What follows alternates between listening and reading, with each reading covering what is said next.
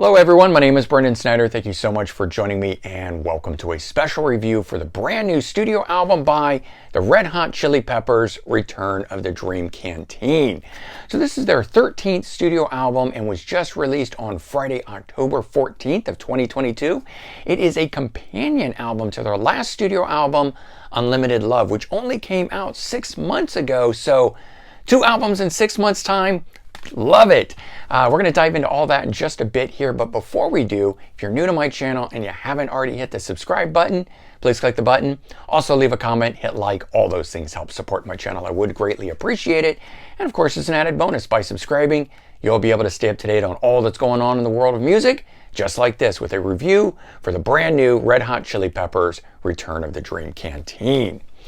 So, interestingly, next year in 2023, it is going to be the Red Hot Chili Peppers' 40th anniversary since forming in 1983. And so while the band itself technically only has 2 original members in Anthony Kiedis on vocals and Flea on bass, the current lineup features the classic 1988 lineup that was rounded out with Chad Smith on drums and John Frusciante on guitar. And, John has been in and out of the band a number of times, 3 different stints, in fact, in the band, most recently returning in 2019, which led, of course, to Unlimited Love. Fantastic album that, as I said, only came out 6 months ago.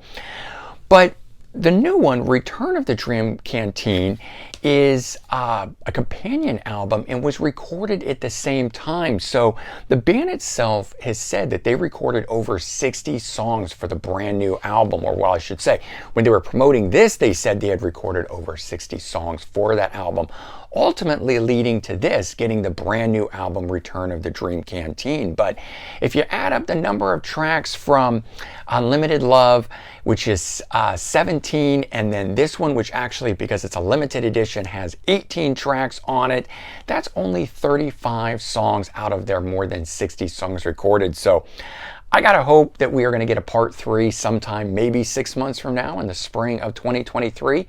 Something extra special to celebrate their 40th anniversary.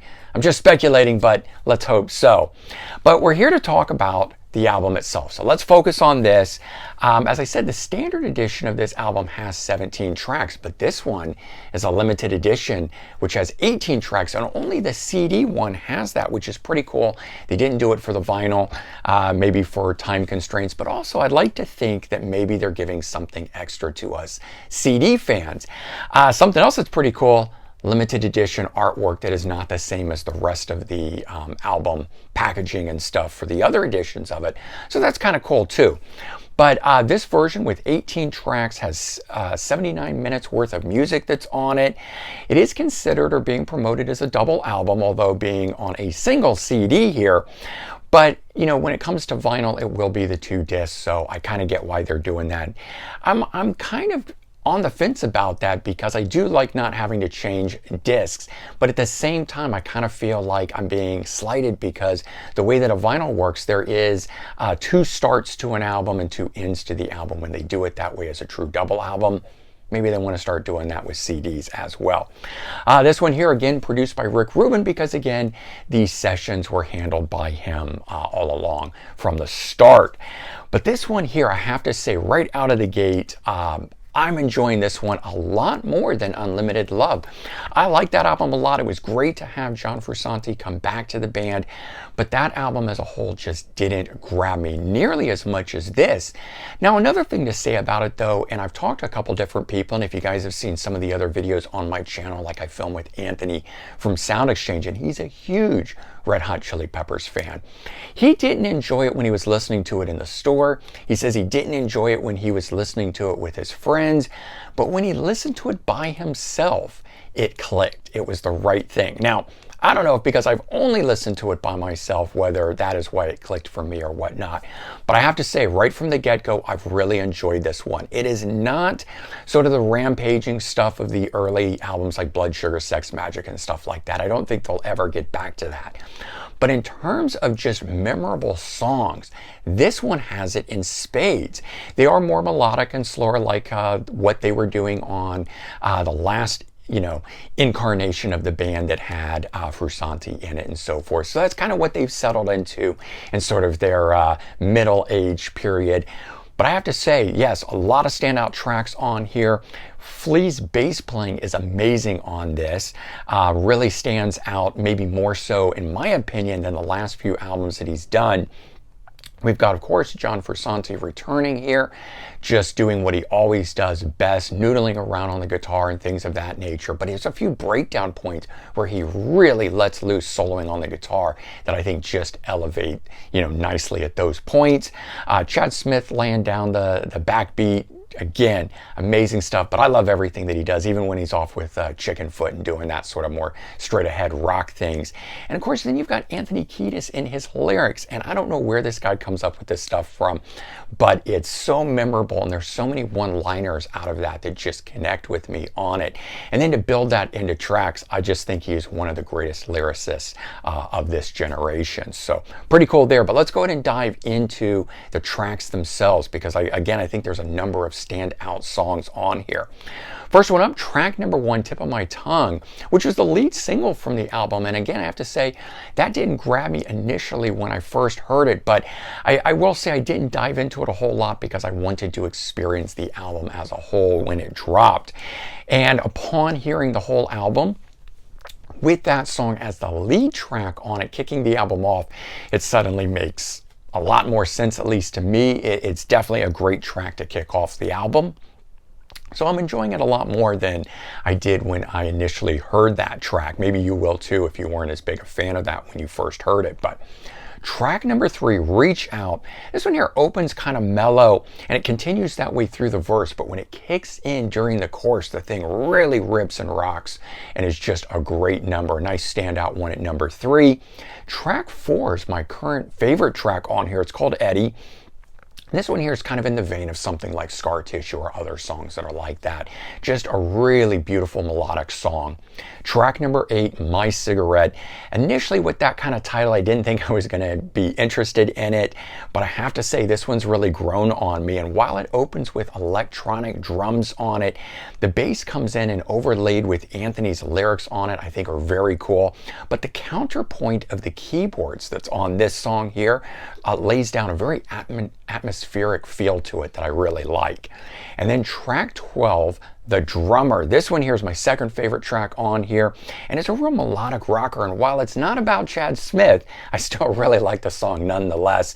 And the keyboard use on this one too is really cool. So kudos to the person playing the keyboards for them on this album, because I think they've done a lot adding to the overall feel and ambience of the album in that way.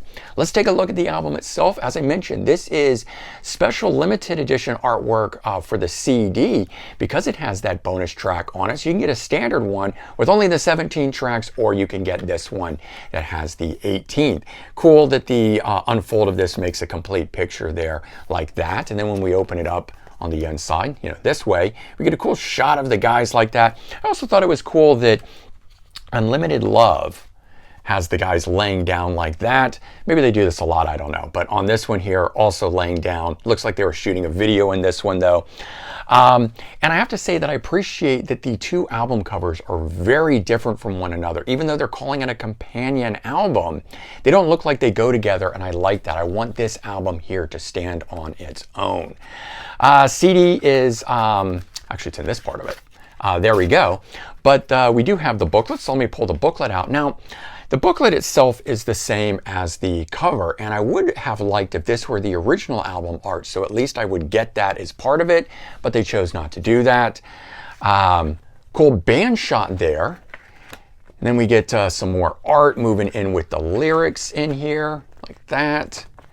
We get another cool band shot, and I love band shots and things of that nature. Then we get a standalone shot of Flea, one there of Frusciante, lyrics, and that's it. I was surprised to see that we did not get standalone shots for Chad Smith and Anthony Kiedis. Don't know why that is, but maybe they didn't want one. I don't know. But there you go. That's the album artwork and everything. So bottom line, after 10 years of guitarist Frusciante not being there and being away, and for me feeling like the band was really missing a key part of its signature sound, the fact that we got 2 albums from them in the last 6 months, I think is absolutely unbelievable. And I have to say, you know, if like me, if you didn't really connect with this one here, definitely give this new one, Return of the Dream Canteen, a try. I like it a lot better.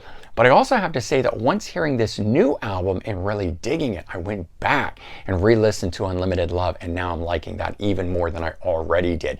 And not to say that this one wasn't good. I already really liked this one, but it just didn't connect with me the way that some of their earlier material had. But this one, lots and lots of cool standout tracks, really digging it.